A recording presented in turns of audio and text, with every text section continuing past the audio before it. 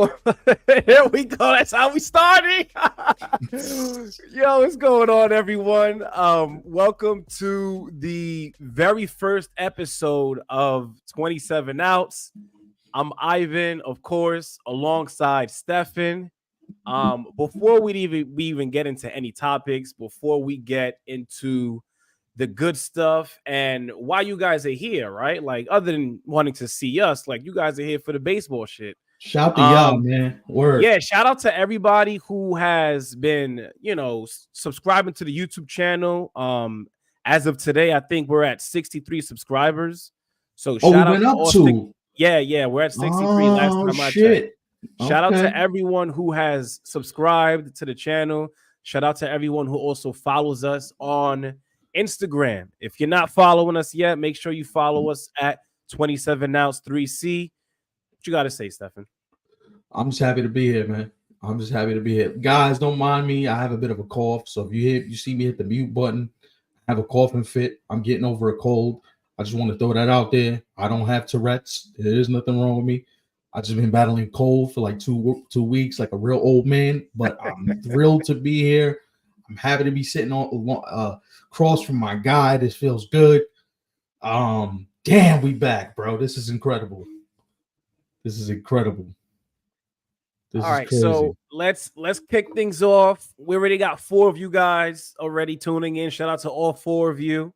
Like, sub, and share the hell out this video, man. Let people know we in the building. Word. Right. So, first topic, I'm sure all of us are already aware of this by now. Matt Chapman to the San Francisco Giants, 3-year, $54 million deal. Tell us about this, Stefan. How you feel? And then I'll follow your lead. So how I feel is this is what I about thought he was going to get. I thought this was the number he was going to settle at. Once you saw that the market wasn't giving him the kind of numbers that he wanted, because remember at the start of the offseason, he was like, we were looking at 6 at 200 and all these crazy numbers. And I'm like, the market's not dictating that for you. So essentially what we knew is he wasn't going to get the type of number that he originally thought. So my question became, what's the best outcome for you in terms of the best baseball fit? We know financially you're going to be compensated. You're going to make over $20 million a year. All that's established. The question then becomes, where do you fit best? Where do you feel most comfortable? And also, where are you going to be able to rebound, right? Because he had a down year in 2023. His first month was unbelievable. He had an 800 OPS in the month of March into April last year. So he was unreal his first month. And then you realized he got hurt. He was dealing with a wrist, I believe. And then it all went down from there. But his glove is what brought into this dance. His glove is what got him this money. And so this is why we sit right here. And this is another Scott Boras client who comes off the board at roughly far less than what he wanted. Right. And one thing that you brought up that I want to add on to is the fact that, a lot of people were thinking that Matt Chapman, because of the fact that he's a two-way player, obviously way better on the defensive end as opposed to offense. But when it comes to the Giants, I could be wrong when I say this, but the Giants have made it very clear that they will be aggressive when it comes to these types of players being available on the market. And if I had to take a guess, I think the Giants are probably the team that offered him the most. I know you mentioned that he was probably looking at 6 years for 200, but this is the off season that humbled everyone. Word. Like, if you thought you were something, nah, you're this now because we said so. And the truth of the matter is, I don't even think it's the players. I think it's Scott Boras. Like, if you guys watch the clips, Scott Boras is the number one person as to why these things are happening the way they're happening. So shout out for Matt Chapman for getting paid. You just feel for these players who thought they were going to get more than what they got. So my question is, what happens with Blake Snell? what happens with Jordan Montgomery and what happens to JD Martinez. Because if this is an indication of what type of winter it's going to be for these players, it's going to be a long winter, dog. Long. Yeah, and all of those guys that you just mentioned, Blake Snell, JD Martinez, Jordan Montgomery, and the list goes on, right? All of those guys, to be fair, they all deserve to be on the team, literally right now as we speak. There's no reason why all three of those guys are still available and don't have a job yet. It's really a shame. And honestly, that's the unfortunate thing about free agency is it just never the most shocking thing is the pitcher is still on the board, right? We agree with you. We're about to get to that next, Kayla. Great segue for us. But the toughest part for me in all this is, listen, we forget sometimes how good some of these guys are.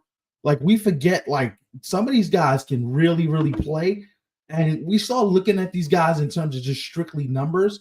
And the toughest part for me is, like, all right, how do you differentiate between the numbers and what's actually skills? Because, yeah, you're talking about a lot of money, and you're talking about people who obviously want to be paid and compensated as they should. I'm not saying don't be compensated or you shouldn't be compensated for how great you can be. I just think it's a rough existence for some of these free agents right now as we watch Matt Chapman. Like, Matt Chapman early on in his career in Oakland was a problem. Like, when he first came up, this guy had everything in the toolbox. Double power, home run power, gold glove like you wouldn't believe. Like, this guy had everything.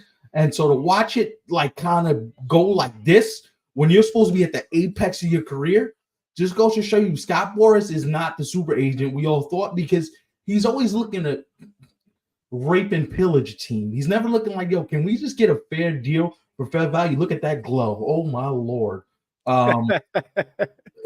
He's never looking for fair value, I feel like. And I think that's the biggest key. When you look at a guy like Scott Boras, we know how great Scott Boras is at his job overall. But this market has just not been kind to him, just because I think he's asking for too much. He's not being realistic with his expectations. And if I'm honest with you, I do think that there is something to be said for players who put too much faith in the magic of Scott Boras. I don't know how you feel about that, but I feel like that's a thing, especially now. Yeah, I definitely think Scott Boras, he's been doing what he's been doing for as long as we can remember, and even longer than that, right?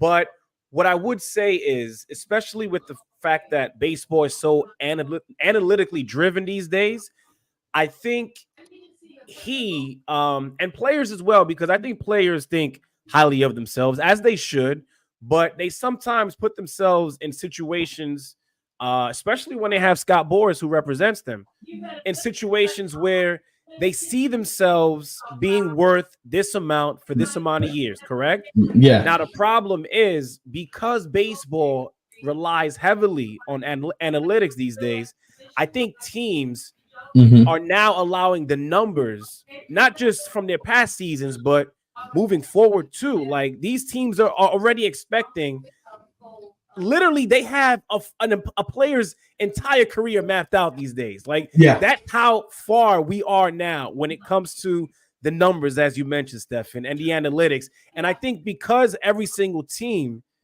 has fully given in at this point, they are no longer just giving in for what a player wants, or in this case, as you mentioned, what Scott Boras is asking for.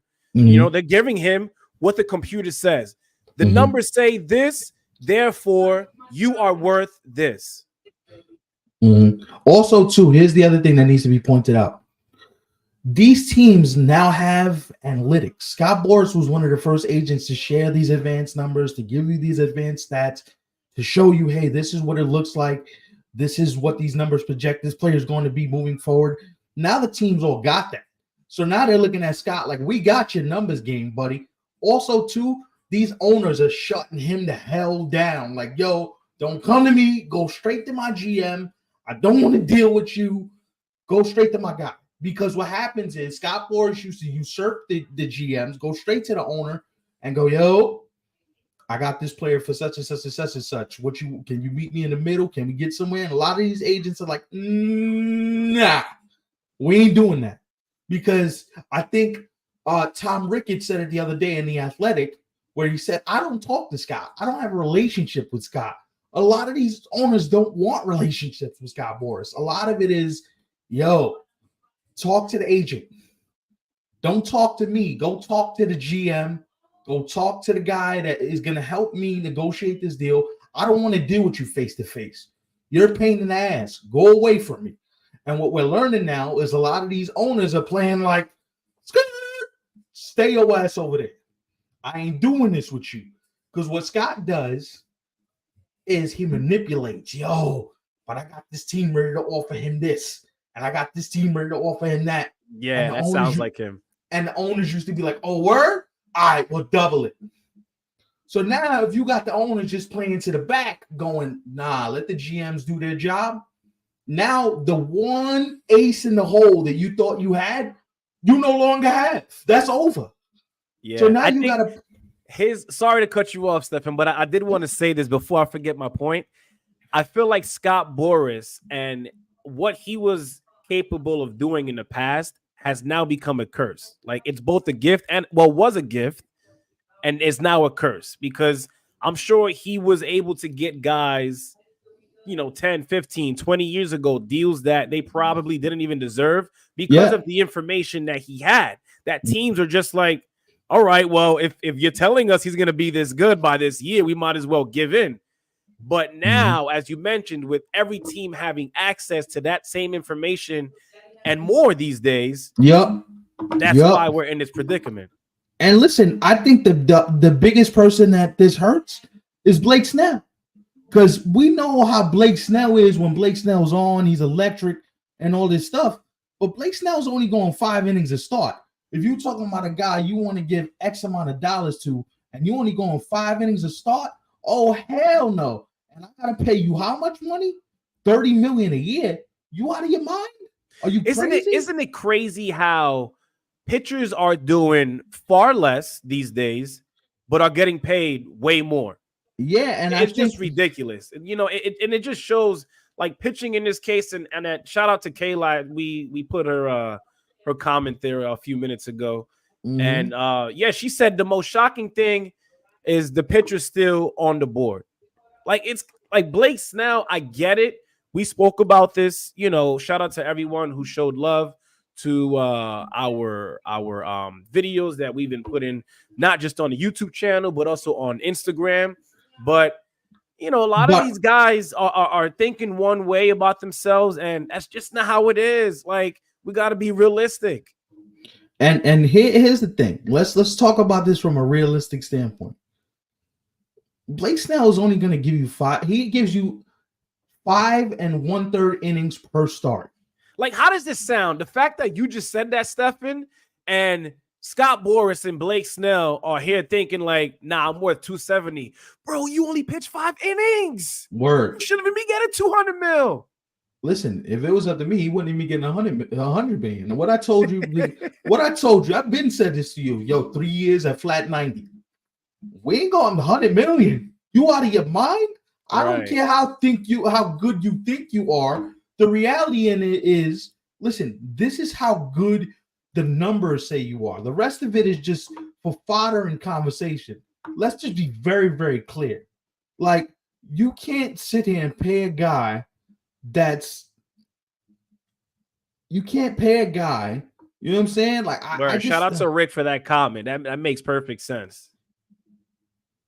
Yeah, no, and the beautiful thing about it is this. We're gonna leave this comment up here. For a second, because let's just play this forward, right? The two teams that I know for certain, we're gonna share some inside information. Matter of fact, we're gonna share some inside information. So what I'm gonna do is I'm gonna get something ready for you guys, because I don't think this has ever been shared yet. So are we gonna play a little sound effect for y'all, because I don't think this has ever been shared yet. So what I'm about to do, some breaking news, right? Oh, we now know that the Phillies are involved. We now know that for sure. That has been my hunch for the last month. If you've been now you guys didn't see the practice episodes, but me and this poor soul who have been working like slaves, we've been talking about the Phillies to ourselves for about a month. I've been inundating my group chat that we're all in together. Yo, watch out for Philly. But at the end of this day, just ask yourself this question. If you're Dave Dombrowski, if you're Brian Cashman, do I pay a guy? Yes, he's a two-time Cy Young Award winner. Do I pay him the amount of money that he is going to want when his output is not going to be worth anywhere near the money he's going to receive? How does that make sense? From a sport that's very highly analytical, because it's not just the Yankees that are saying no to him and the Phillies, the rest of the market's basically saying no to him. So until you can prove or until you realize, yo, you're not getting what you think you're getting. Like $25 to $28 million feels like the perfect landing spot in terms of his money. Am I speaking out of school here at all, Ivan? No, you're absolutely right. I agree. And to be honest, aside from what he may be worth, especially when it comes to how teams are viewing him, as I mentioned before, he himself has to also believe that as well. Like, it's very clear that you are not seen the way you view yourself. One, Blake Snell. Not just that, but two, yes, you are a two-time Cy Young Award winner in both the American League and after last season in the National League now. But you are not a true workhorse. No. You're not a Garrett Cole. No. You're not a Zach Wheeler. No. You know, Max Scherzer, he deals with a lot of injuries now, but when he was in his prime, like, you're not an innings eater. You're not an Aaron Nola. You're not even that. I don't think he's that. Aaron Nola gives me at least 6 innings per start. He saves my bullpen. So on days that you can't give me innings, my bullpen shot. And let's say we got a doubleheader and you're one of the starters and you can only give me 5. What does that do for me for the night game? What does that do for me for the other game I got to play?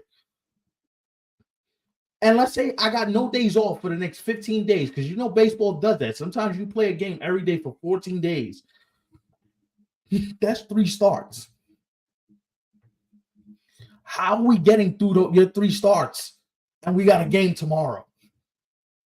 Help me understand. Maybe I'm not seeing this correctly.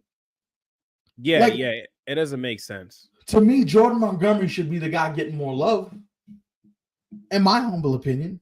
I do agree, and he is coming off not just a decent regular season, but an even better postseason. For those of you who did watch what he did, the performance that he put on for the Rangers, he played a humongous role in them becoming the World Series champs. But for me, when it comes to Jordan Montgomery, can you do it again? That's my only case. That's the only, and it's not a concern. You know, it's also not something that I don't think he can do.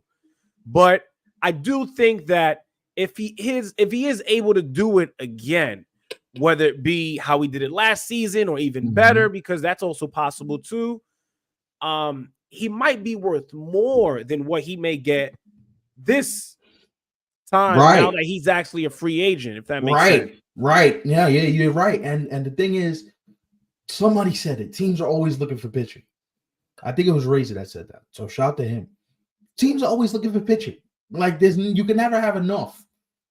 But with that being said, that has to shock these dudes that they're still on the market when teams are always looking for pitching and you can't get paid. What?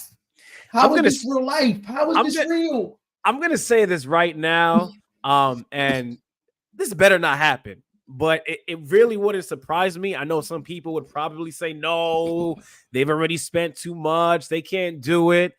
I would so hate if Blake Snell or Jordan Montgomery end up with the Dodgers. Like, I would be like, are we kidding me now?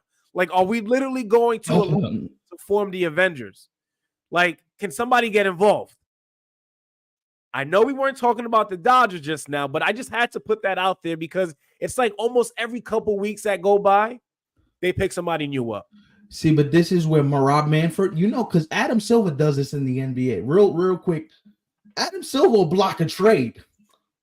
David Stearns did it. David Stearns like, yo, CP3, you're not going to the Lakers with Kobe, Gasol, the crew. Because you remember young CP3, not the old head we seeing now that can't move. Young CP3 he's that dude. Right. You put him with the Black Mamba. You put him with Kobe. Kobe's career would have been extended at least another 3-4 years. I believe that. So if Adam Silver or David Stern has the ability to be like, hold up, we're not doing that, Major League Baseball should do the same thing. Because at some point, there has to be some level of competitive balance. You can't just allow this to just keep going. Because how does everybody else benefit?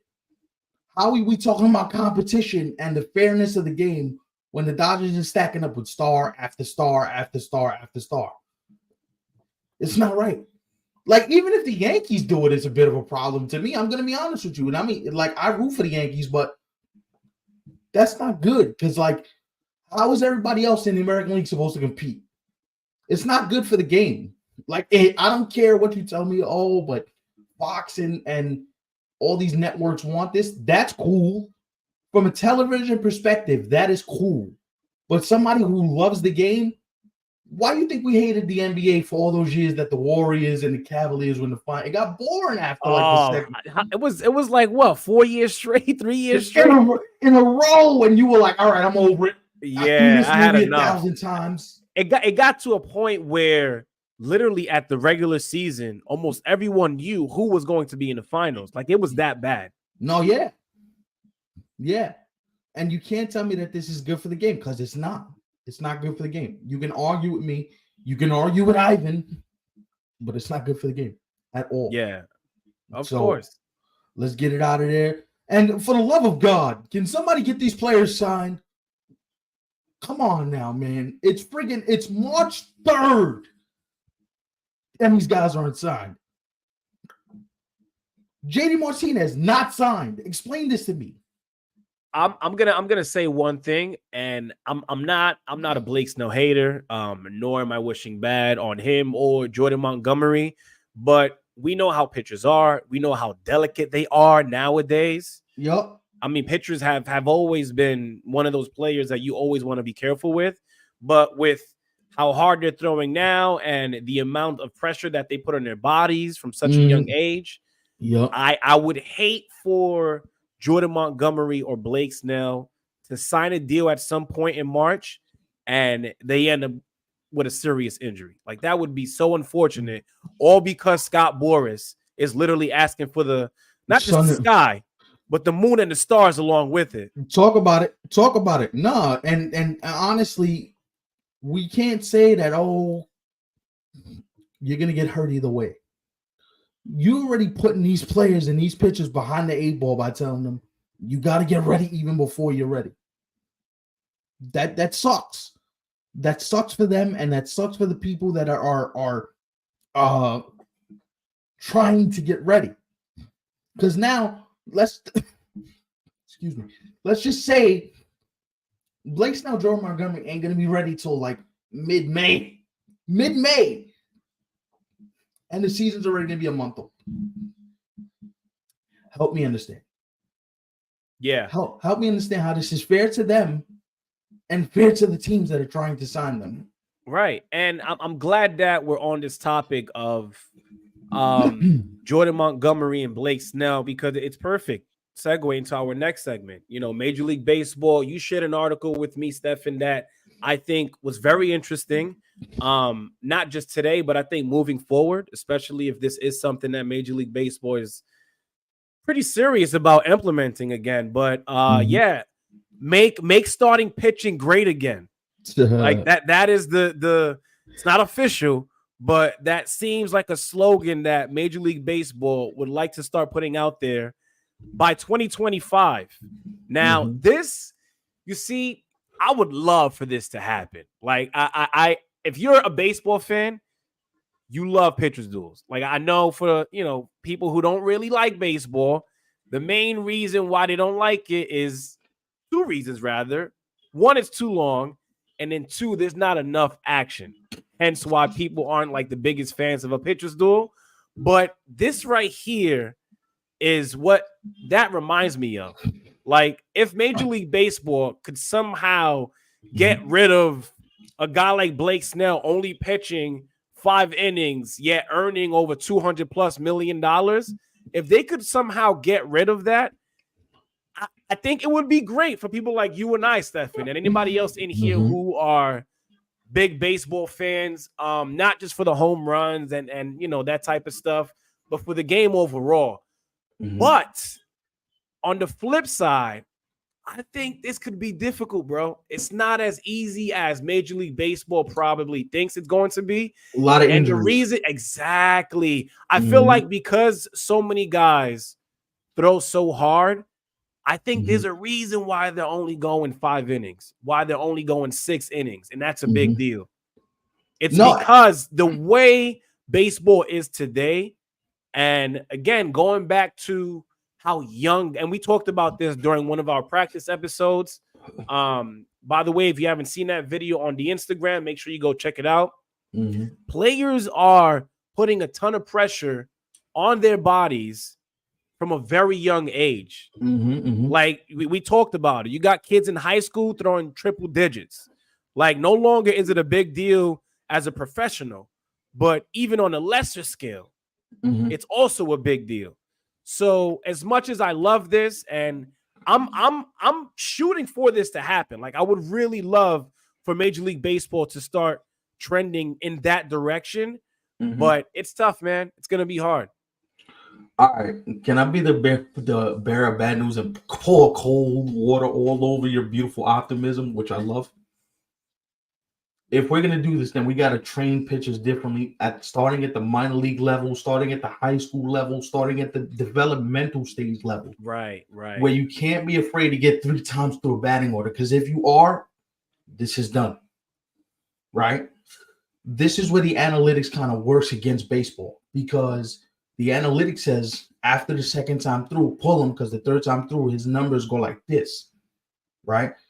When you are not training pitchers to do something that they haven't done since, who knows if they've ever done it, that is a problem. Well, the other thing that I want to point out is that a lot of these players that are baseball players now, playing on the AAU circuit, the travel league circuit, they don't play other things. Basketball, football, work on your footwork, work on your agility, work on your mobility, work on the different work on the different things that are going to help you playing baseball, not just playing it on an everyday basis, but playing other sports so your body gets used to using other muscles. Right? Oh man, really quick, Stefan. I'm reading the comments while listening to you. This is a great one. Kids are throwing breaking balls in Little League. Like, yo, what happened to just perfecting your fastball? You gotta be throwing breaking balls in elementary school, middle school. Talk about it. Like, come on now. Like, and this is the thing, right? You want to sit there and talk about these parents. They're not allowing their kids to do other things, right? The biggest key, like that person just said, breaking balls in 9-10 years old. Yeah, get it out of here. Wrap it up. Like, that elbow's gonna be destroyed by 14. Yes, you're not even throwing your hardest yet you're trying to be creative with pitches that cause way more stress than a fastball does. You gotta be kidding me. Word. You gotta be kidding me. And here's the other thing. It makes no sense. And I get it. You know, this whole grinding era and, going hard no matter what happens to you. Listen, and why you also got to know how to take care of your body. You can't just be going all out every single time. And that's why these players are so fragile, because nobody ever tells them, yo, take a couple weeks off. Take a couple weeks off. Why do we see right when the season ends, these big leaguers are right back in the gym working out? Why is nobody from these teams going, yeah. You just played 162 games for like 7 months. Chill, dog. Take a couple weeks. Take a month. Don't throw quite yet. Don't run quite yet. Don't do nothing quite yet. And that's why these younger kids especially are having multiple Tommy Johns, multiple elbow, shoulder, all these types of issues because it's always go, go, go, go, go. But I'm going to use somebody that you love.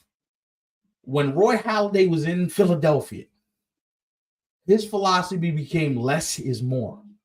I'm going to throw inside because I don't throw as hard as I used to.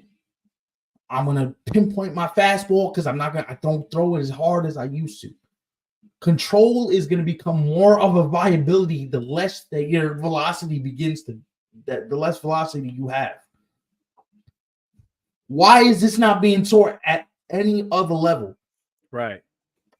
And it's not just an issue, as you mentioned, Stefan, at the professional level. Like baseball all across the board has to be changed.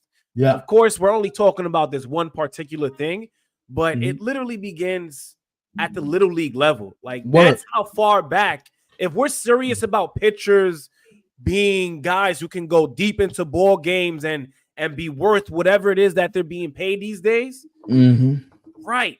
We have to start showing kids, like, listen, man, until you reach high school, man, perfect your fastball. If you want to get a curve in there, cool, but leave all that changeup shit, 12-6, slider, yada, save all that. Get that shit the fuck up out of here, dog. Straight like that. Wow, a lot of comments, by the way. Shout out to everyone who's watching on the YouTube. It's a little different for us now because during the practice episodes, we obviously weren't allowed to interact with you guys. But I'm loving this, man. I'm loving this. Shout out to Emilio. Shout out to Kayla. Shout out to Ray. Shout out to Rick.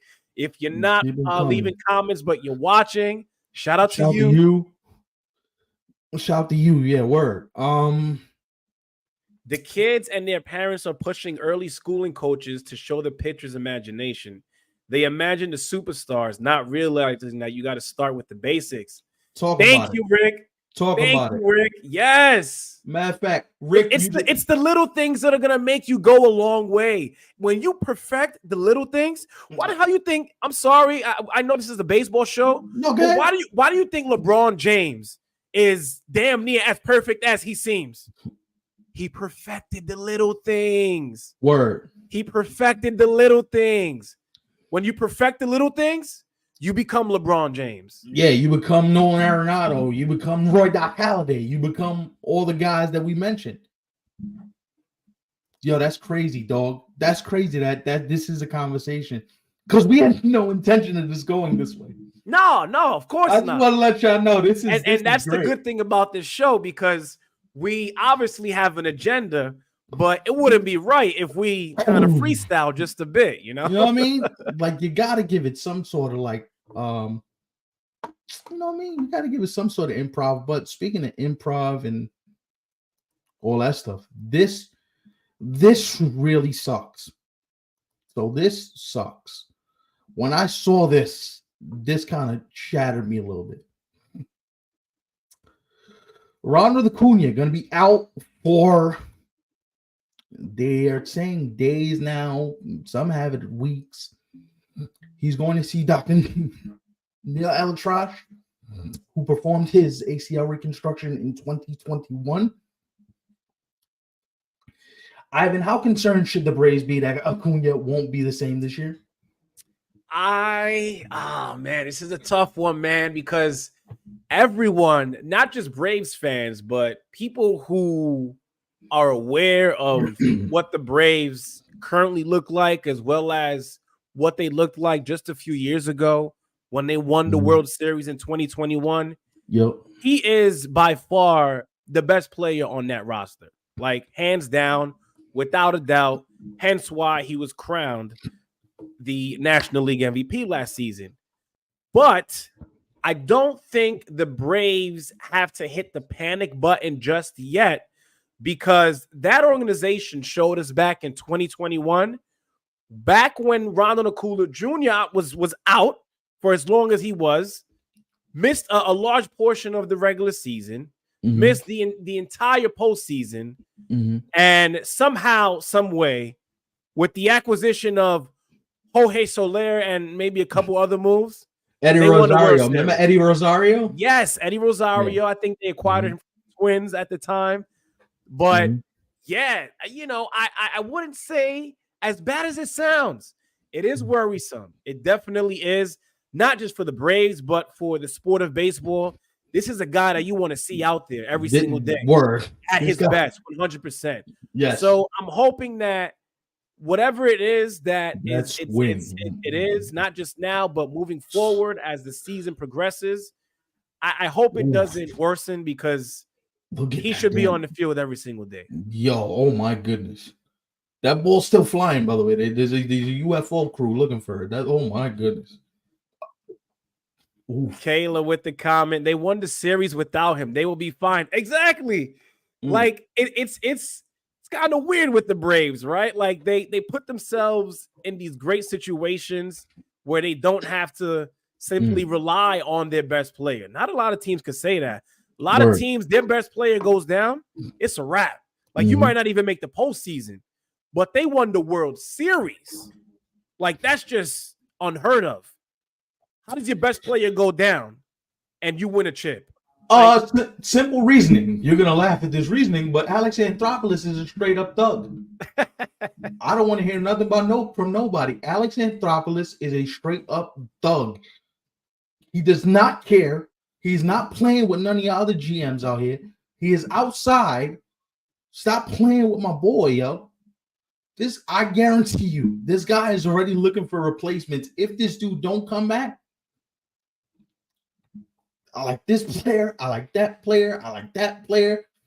Alex Anthopoulos he does this, right?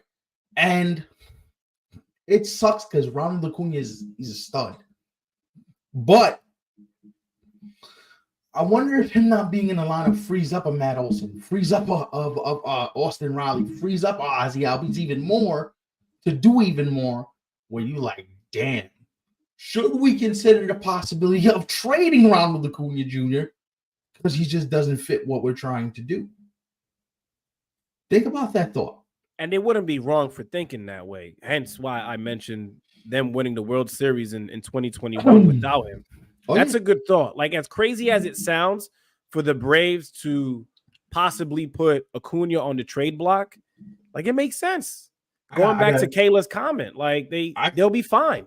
I got a tidbit for you. Did I ever tell you that the Yankees and Braves were close on a deal that would have sent Ronald Acuna and Max Fried to the Yankees for Jason Dominguez, Anthony Volpe, and Austin Wells?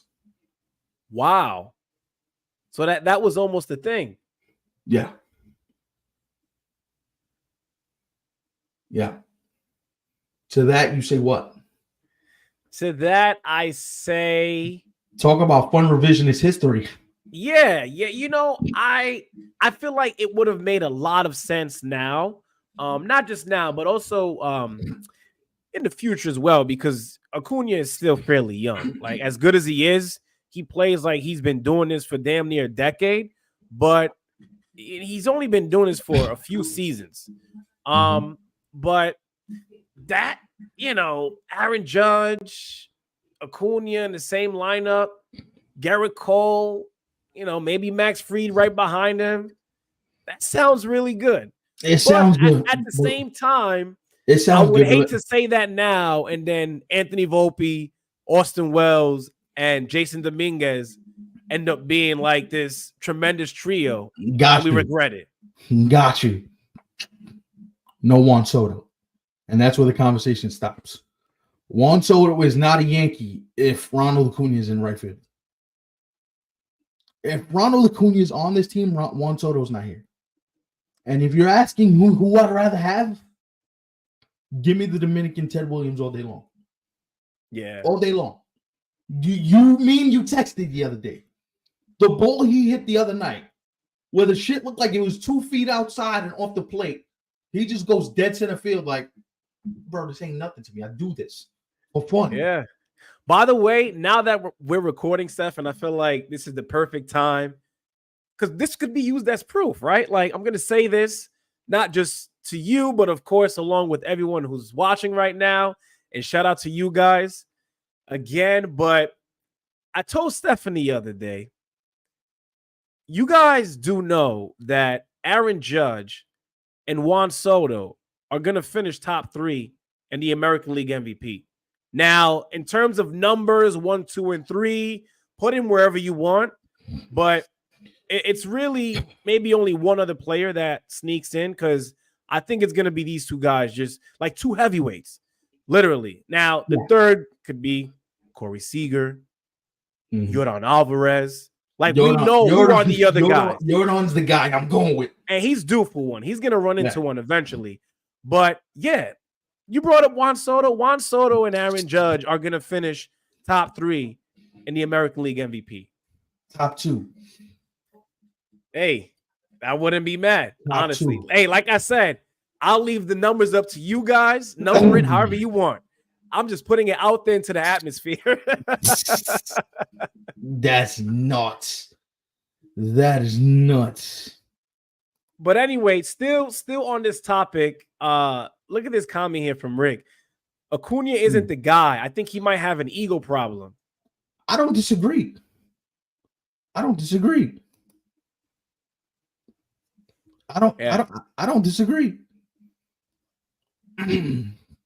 Oh my goodness. Yeah, they are. I don't disagree with your comment, Rick. That's what Freddie Freeman tried to tell him when Freddie Freeman was still with the Braves. Act professional. Act like you've been here before. Right. Yeah. Yeah. And I wonder, is it something, and we don't know, right? But I do sort of see what Rick is saying, as well as you, Stefan. Like, is Acuna too flashy? Does he think too highly of himself? I mean, if he thought that way before, now after winning the National League MVP, shit, by all means, you could think of yourself like that. But the one knock that people have against Acuna, they won that World Series without you, bro. And they did it relatively easily, too. That's the thing that's crazy. That lineup is... Jorge Soler was a beast for them in that playoffs. Jock Peterson with the pearls, looking like somebody's grandmother, killing the game that whole playoffs. By the way, shout to Jock and Jorge Soler for getting paid. The Giants did their thing again. Yeah. That lineup, don't sleep on the Giants lineup. Please don't sleep on the Giants lineup. That lineup is going to be serious. So shout to them. But I'm just tired of the Braves having so much expectations and not closing the deal. They feel like the Milwaukee Bucks to me. Braves are going to win 110 games and lose in the wild card to the Phillies for a third time. They just might. They just might. I'm going to be honest. I don't think they win 110 games. I don't. Would it surprise me if they do? No. I just don't think they win that many games. That pitching's not that good. Right. The bullpen's not that good. So now, how the end result, as I believe that was Kayla, right? The end result, I agree with. They just might fall short. Yeah, I agree. Because I think in a playoff series, right? You know, a lot of people fall in love with the Braves and the roster, rightfully so. They are, I mean, star-studded. Acuna, Matt Olson, Austin Riley, Ozzie Albies. I mean, it goes on and on. We'll be here forever. But I just think the Phillies are a better team. I think their roster, just the way it's built, I think in the best out of 7 series, I give the edge to the Phillies. I really do. And that's not a knock on the Braves. If the Braves were to beat the Phillies, I mean, as they should. Look at the guys that they have on that damn team, you know? Yeah, I'm going to say 2 words. Dave Dombrowski. And you're probably thinking, who the hell is Dave Dombrowski? He is the general manager of the Philadelphia Phillies. I'm going to run through a quick list of things that Dave Dombrowski has done. Won championship with the Marlins in 97. Took the Detroit Tigers to the series in 06. Won a championship with the Red Sox in 18. And is on his fourth team with the Phillies and is doing it again in Philadelphia. That motherfucker builds winners. He builds winners. He doesn't do it the flashy way. He doesn't do it the sexy way. But he builds winners. And that's why for as long as I'm living, Dave Dombrowski is one of the top 3 general managers in the sport right now. We can argue, oh, he doesn't build bullpens. Neither does 95% of baseball. Stop this foolishness. That guy got Bryce Harper to go to Philly for a discount. What are we doing? What are we doing? They play for regular season. The Phillies, play for the playoffs. You're right. Exactly. Shout to you. And that goes hand in hand with my previous point. Dave Dombrowski is one of the best architects in baseball. And that's why his teams are always there. Right. Because no matter what happens, he's another one that's aggressive. When everybody's like nut hugging all these prospects. Oh, prospects. We got to keep the prospects. Man, up your prospects. Up them picks, too. I want to win. What you talking about, dog? Yeah. Oh, prospects. We got to keep the prospects. Why? I got a chance to go get Miguel Cabrera. Yo, dog. Come to Detroit. I got to go chance to get Bryce Harper. Yo, dog. By the way, you just referenced that Detroit Tigers team that he built. Man, they should have at least gotten one, man. Yo, dog. I know Miggy did get the one that he has back with the Marlins in 03, I believe. He was on that team when they beat the Yankees. But boy, that Tigers team, it was Miggy, Prince Fielder, Matt Scherzer, Justin Verlander, Maglio Ordonez. Woo! I mean, they should have won. They should have won, but Jose Valverde was the closer. I think Valverde was the closer, wasn't he? Yeah. He was a closer for a couple seasons. But as you mentioned, even though he didn't win, it just goes to show how good his teams are. Like when he's involved, they're going to be in it. Word. Shout out to the 11 people watching right now. Shout out to you. Yeah, shout out to everybody. By the way, if I'm saying this right now, Stephen said it earlier, like, comment, share, subscribe, all that great stuff. But if you haven't subscribed yet, hit that subscribe button right now. I don't know who you are, but bonus content. If we get to, guys, if you can help us get to 80 subscribers by the end of tonight, when this video is going to be up, you get you get a bonus piece of content some point this week. Yeah, and not just this week, but I know we're only starting, guys, but we truly mean that. Like the amount of love that we're getting is ridiculous today. And even prior to launching, and today being our first episode, of course, but yeah, we want to do things like that. Stefan and I, like, as much as we like talking about baseball, now that we're trying to do this to an extent that we know we are more than capable of reaching or getting to, rather, like, you guys help us out getting to a certain point. Like, we don't mind pumping out content, like it could be more than just every Sunday at 8 p.m. It really could be. Yeah, but we need you guys' support. This is fun for us. We enjoy doing it, but we want to make sure that we're making sure that it's worth your while as well as our own. Because he has priorities, I have priorities, and so we have to make sure that we're on the same page with this stuff. But we appreciate you guys' enthusiasm for it, because that means we're doing something right. So shout out to you guys. Oh, yeah. Really quick. I know we're giving a bunch of shout outs, but it's really great that we are literally able to interact with you guys while doing the show. Like, I love this, bro. I love this.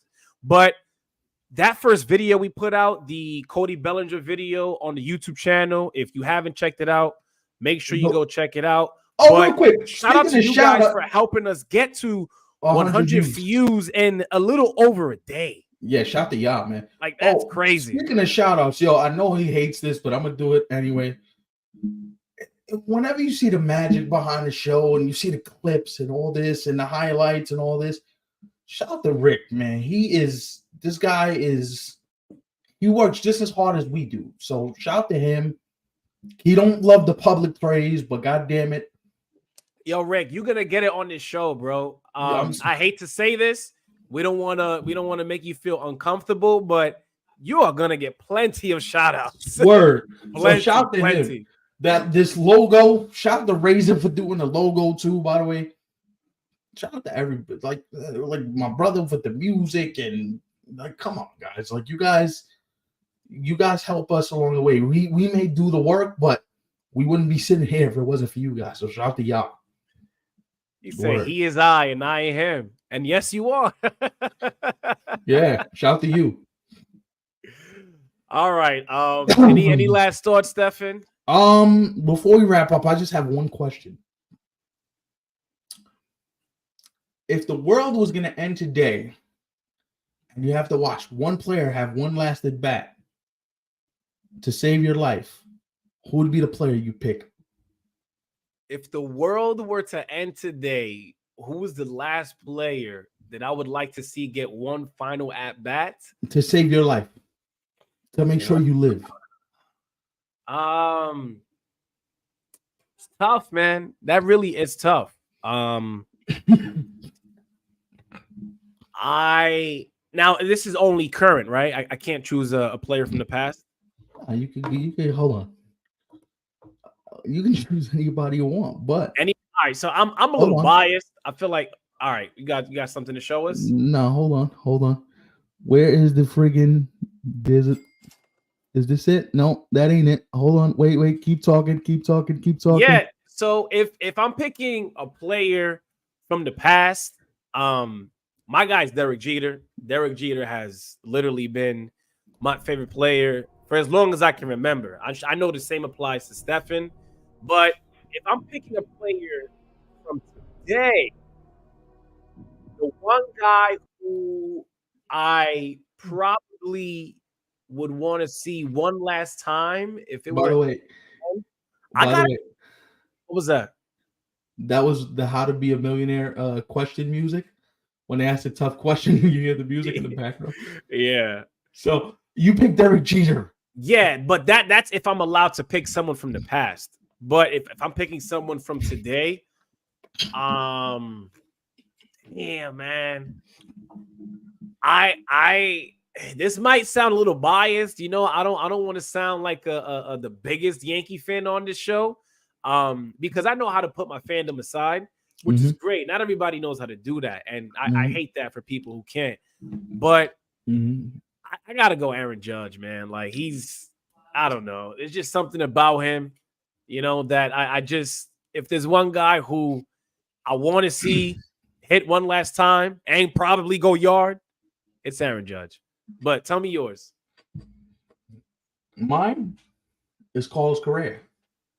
Carlos Correa? Yes. You caught me off guard with that, but okay, go ahead. Carry on. You seen his numbers in the playoffs, my boy? Of course. That guy loves pressure pack situations. That motherfucker might hit a ball like 450 feet. Right. Nah, matter of fact, I take that back. Give me Yordan Alvarez. Yordan Alvarez? Yeah. Give me Yordan Alvarez, because I know I'm going to live. I'm going to live. He's going to destroy whatever comes out the pitcher's hand. We got some people who left comments here. Ray said Juan Soto.